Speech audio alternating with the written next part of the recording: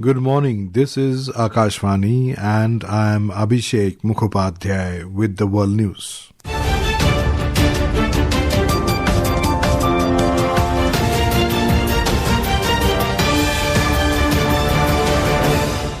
The headlines. Prime Minister Narendra Modi calls upon young diplomats to build strong grassroots-level engagement in the countries of posting and deepen India's connection with local communities.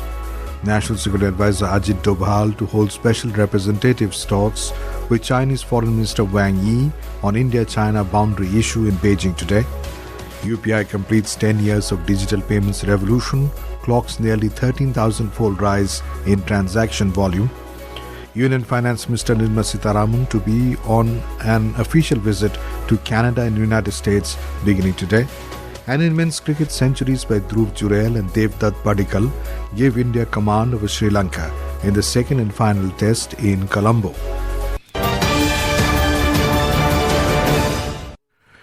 Prime Minister Narendra Modi has called upon young diplomats to build strong grassroots-level engagement in the countries of posting and deepen India's connection with local communities.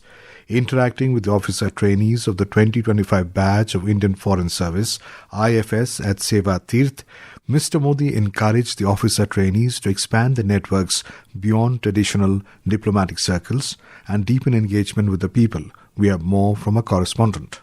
Mr. Modi encouraged the officer trainees to combine India's civilizational strength with technology, innovation and effective communication to further strengthen India's global engagement. The Prime Minister also called upon the officer trainees to serve as catalytic agent for country's economic engagement with the world. He also emphasized the importance of strengthening the digital presence of Indian missions. Mr. Modi urged the officer trainees to work towards making India a more attractive global tourism destination by showcasing its civilizational, cultural and geographical strength. He suggested leveraging the Bharat Ko Janiye No India quiz to generate greater interest in India among young people across the world and encourage the use of AI and gaming to make such initiatives more engaging. The group comprised 50 IFS officer trainees who come from different states and union territories across the country. With Anupam Mishra, Shivang Mishra, Akashvani News, Delhi. National Security Advisor Ajit Doval will hold 25th round of special representative talks with Chinese Foreign Minister Wang Yi on India-China boundary issue in Beijing today. We have a report.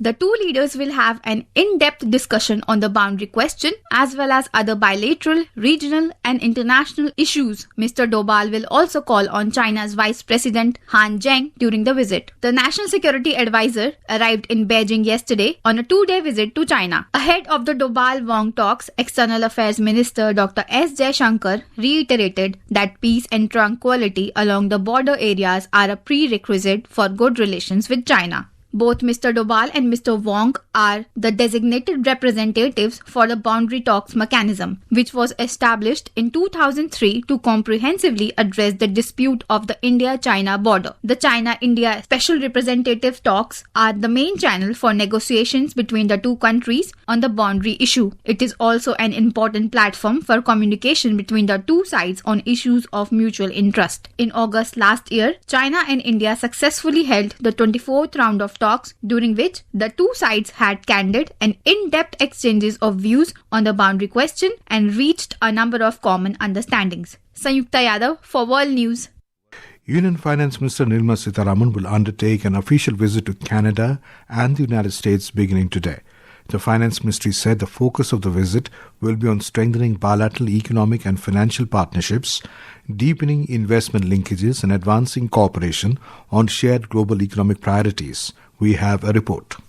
During her visit to Toronto, Ms. Sitharaman will participate in the inaugural Economic and Financial Dialogue with her Canadian counterpart François-Philippe Champagne. Ms. Sitharaman will also participate in an investment roundtable with leading CEOs, presidents and senior representatives. In another business roundtable, the Finance Minister will engage with senior business leaders on opportunities for Canada-India cooperation, long-term investment and growth of the financial sector. Ms. Sitharaman will also hold one-to-one meetings with CEOs and senior leaders leadership of companies based in Canada. She will hold interactions with the Indian diaspora in Toronto during the second leg of her visit to the United States. Ms. Sitharaman will travel to Chicago, Asheville and New York. In Chicago, the finance minister will participate in a roundtable conference with prominent investors and engage with leading CEOs, presidents and senior representatives of the private sector. Bilateral one-to-one meetings with CEOs and senior leadership of select companies in Chicago will also be held. Ms. Sitharaman will also visit the Polsky Center for Entrepreneurship and Innovation at the University of Chicago, where she will exchange perspectives on entrepreneurship, innovation, technology commercialization. The finance minister will also interact with members of the Indian community in Chicago during her visit. In Asheville, Ms. Sitharaman will lead the Indian delegation at the G20 finance ministers and central bank governors meeting under the United States presidency of the G20. In New York, Ms. Sitharaman will participate in an investor roundtable with CEOs and senior representatives of leading New York-based companies. During her visit to New York, NASDAQ, a pioneering global electronic marketplace and one of the world's leading technology-driven financial market platforms, will host Ms. Sitharaman in the bell-ringing ceremony. Shagun Chopra for World News.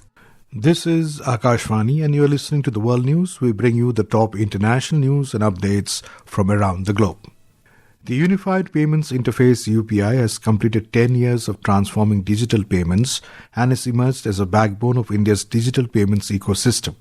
The UPI, which was launched on the 25th of August 2016, has surged almost 13,000-fold in transaction volume. We have more from a correspondent.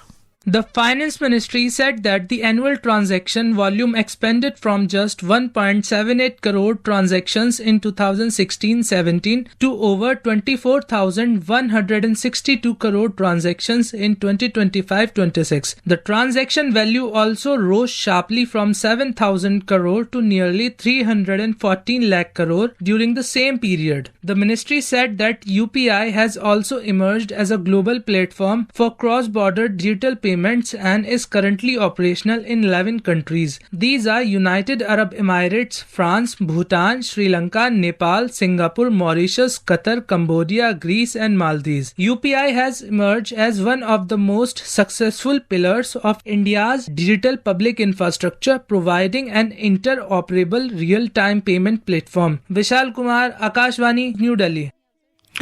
U.S. Treasury Secretary Scott Bessent said new sanctions aim to block all potential sources of revenue for Iran, warning countries to cut economic ties with Tehran or face retaliation. Speaking at a news conference, the U.S. Secretary said it is no longer acceptable to operate in the grey spaces of the conflict. He did not name any countries that could face potential secondary sanctions. Bessent said let there be no ambiguity as to the position of the United States. He added that any economic engagement of any kind with this murderous regime will expose those responsible to the full reach of American power. India has condemned the attack on peacekeepers deployed with the UN mission in South Sudan, UNMISS, in which Ethiopian security personnel was killed and several others were injured. In a social media post, India's permanent mission to the UN in New York said, paid tribute to the fallen Ethiopian Blue Helmet and wish an early recovery to the injured peacekeepers. Blue Helmets are the military personnel of the UN forces. In men's cricket, centuries by Dhruv Jurel and Devdutt Padikkal powered India to a hefty 503 for 9 declared in the first innings against host Sri Lanka on a rain-disrupted second day of the second and final test in Colombo yesterday. Earlier, Dhruv Jurel produced a flawless display of risk-free batting to score unbeaten 115. Devdutt Padikkal had provided the foundation with a commanding 117 yesterday. With the series already tilted 1-0 in India's favour, the visitors have strengthened the position with a commanding total. And now, before we close, here are the highlights of the bulletin. Prime Minister Narendra Modi calls upon young diplomats to build strong grassroots-level engagement in the countries of posting and deepen India's connection with local communities. National Security Advisor Ajit Doval to hold special representatives talks with Chinese Foreign Minister Wang Yi on India-China boundary issue in Beijing today. UPI completes 10 years of digital payments revolution, clocks nearly 13,000-fold rise in transaction volume. Union Finance Minister Nirmala Sitharaman to be on an official visit to Canada and United States beginning today. And in men's cricket, centuries by Dhruv Jurel and Devdutt Padikkal give India command over Sri Lanka in the second and final test in Colombo. And that is the end of this World News Bulletin.